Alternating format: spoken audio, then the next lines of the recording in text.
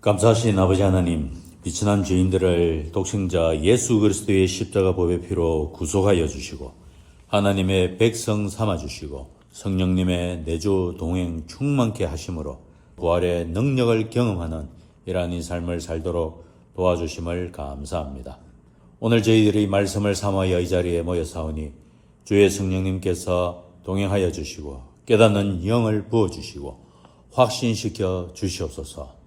예수님 이름으로 기도합니다. 아멘.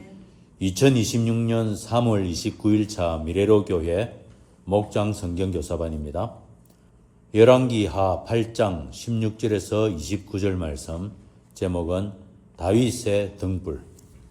제목이 다윗의 등불이라는 것은 유다가 망하지 않는 까닭은 여호람이 공로가 있어서 멸망하지 않은 것이 아니라 하나님께서 오래전에 다윗을 위해서 영원히 꺼지지 않는 등불을 주리라 하신 그 약속의 말씀대로 이루어졌다는 제목입니다. 자, 첫째 박스. 유다 왕 여호람이 주님 보시기에 악한 이유 나옵니다. 왜 악한 이유가 되었습니까? 이 사람이 와이프를 잘못 만나서 그렇습니다. 그 와이프의 이름은 아달랴. 북쪽에 지금 있는 왕이 요람입니다. 요람과 아달랴는 형제지간이죠. 누나 동생입니다. 자, 여호사밧이 아직도 왕인데 그 아들 여호람이 다스리기 시작했다. 이것을 공동통치를 하지요. 공동통치를 8년을 합니다. 그러고 나서 여호사밧이 죽고 나서 단독 통치를 또 8년을 합니다.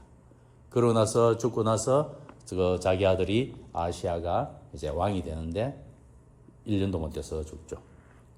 그래서 18절에 아합의 딸을 아내로 맞아들였다. 그래서 아합 가문이 한 대로 이스라엘 왕들이 간 길을 갔다. 그래서 그는 주님 보시기에 악한 일을 한 자가 되었고 악한 일을 했다.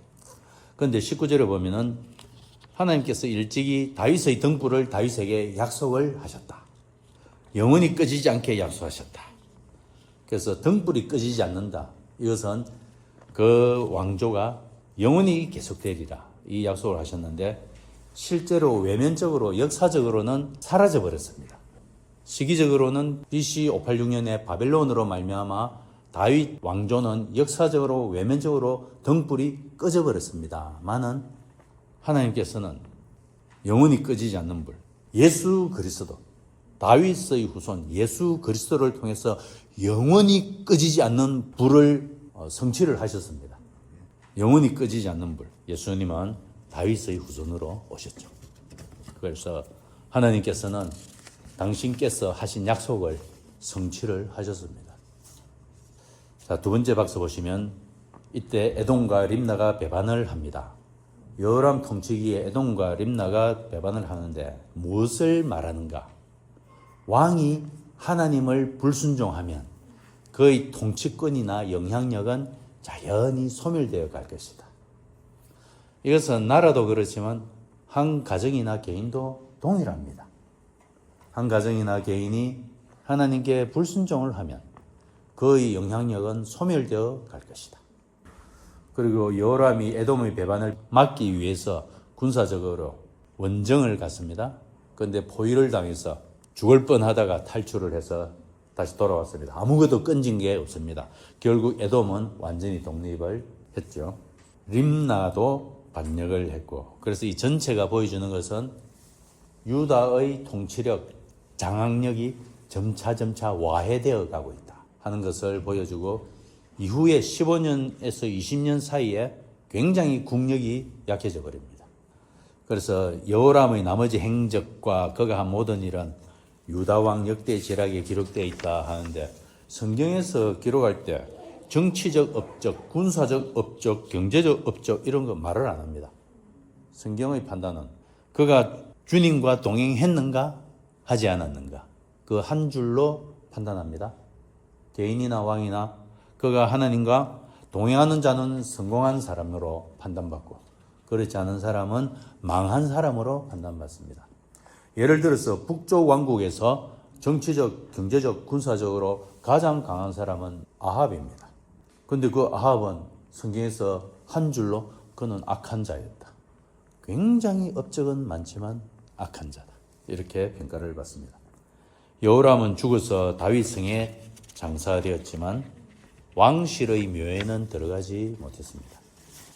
자, 세 번째 박스 보시면 여호람이 죽고 그 아들 아시야가 또 왕이 되었는데 그가 주님 보시기에 악한 이유는 그도 악합니다. 1번 질문에 보면 아시야 왕의 영적 상태를 보면은 뭐라고 묘사합니까? 27절을 보시면 아합 가문의 사위였다. 어떤 가문의 사위였다는 말은 그 집안의 영향력을 그대로 받는 사람이라는 표현입니다. 완전히 포섭이 되어서 꼭두각시 노릇을 한다.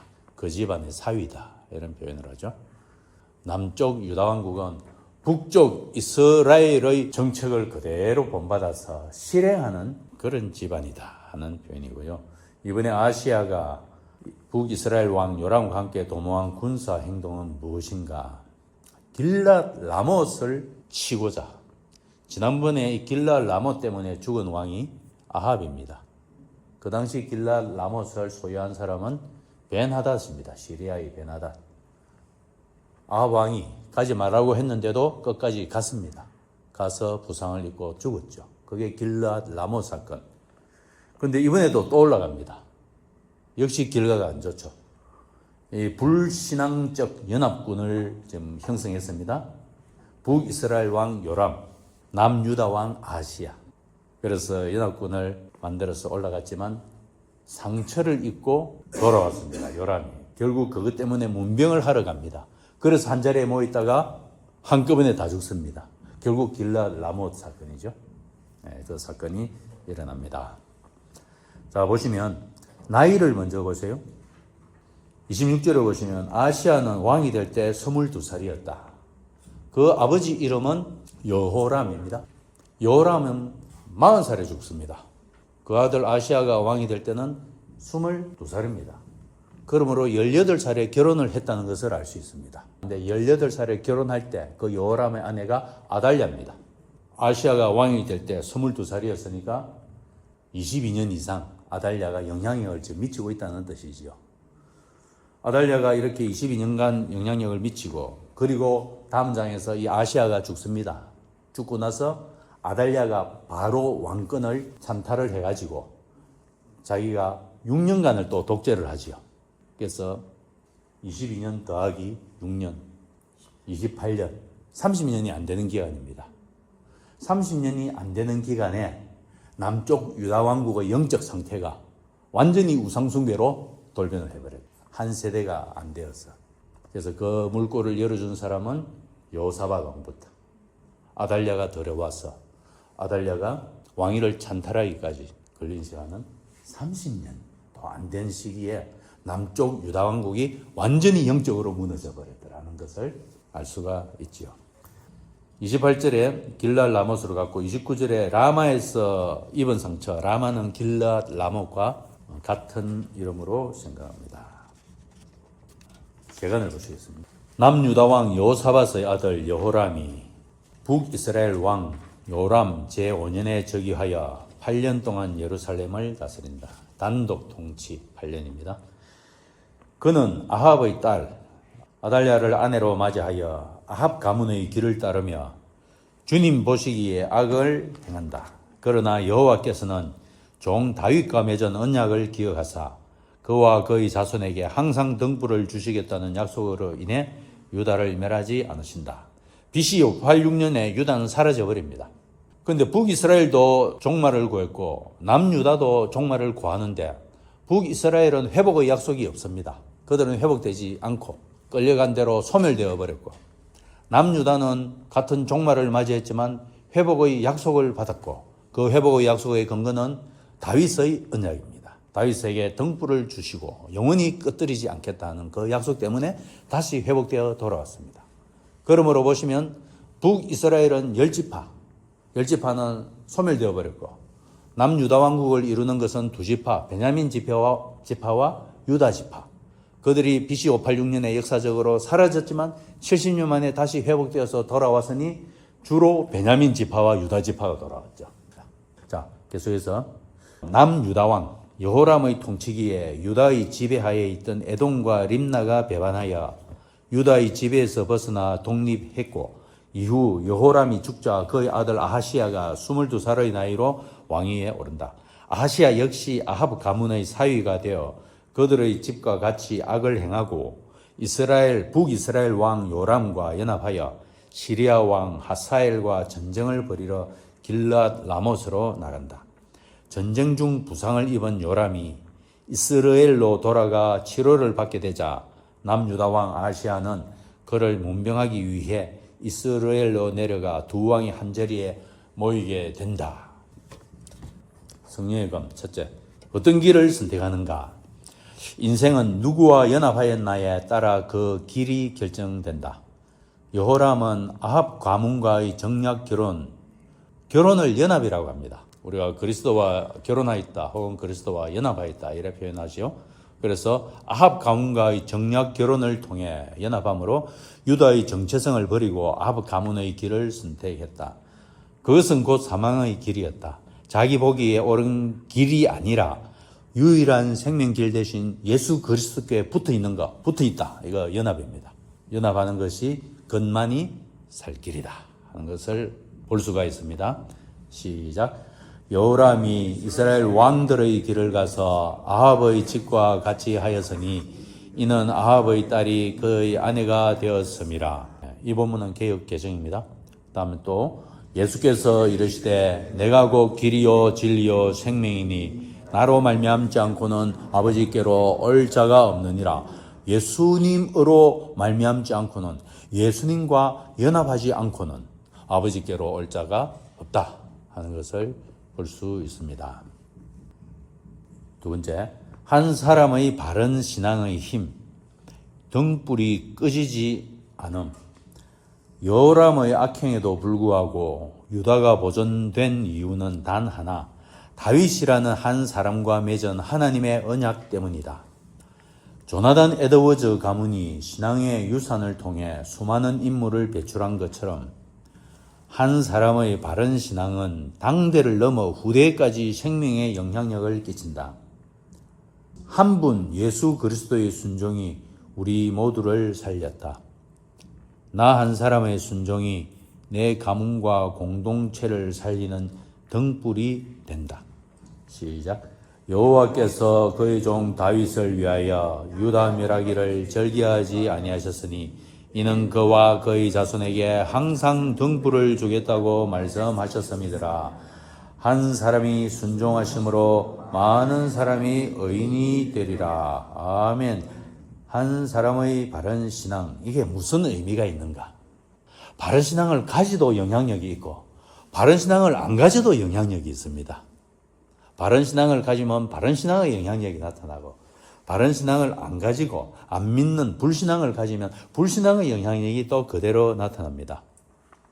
그 대표적인 사람이 조나단 에드워드와 그 당대 동일한 사람 맥스 주크, 150년 뒤에 사회학자가 그 두 가문을 비교 연구해서 논문을 썼습니다. 거의 1000명 이상씩, 양쪽 집안의 1000명 이상씩 논문을 썼는데 한쪽은 바른 신앙의 영향력, 한쪽은 불신앙의 영향력.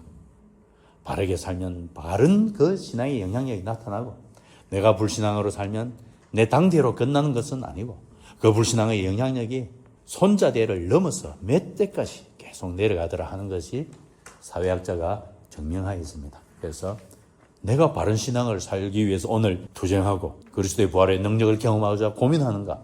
몇 대 후손까지 내려가더라. 믿으시길 바랍니다. 3번, 인생평가의 기준. 여호람의 종말은 비참했다.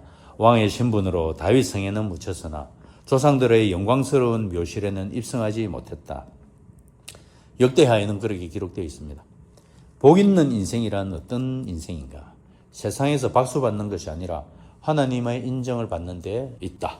그것이 복 있는 인생이다. 시작. 복 있는 사람은 악인들의 꾀를 따르지 아니하며 죄인들의 길에 서지 아니하며 오만한 자들의 자리에 앉지 아니하고 내 안에 거하라. 나도 너희 안에 거하리라. 가지가 포도나무에 붙어있지 아니하면 스스로 열매를 맺을 수 없음같이 너희도 내 안에 있지 아니하면 그러하리라. 복 있는 인생은 어떤 사람인가?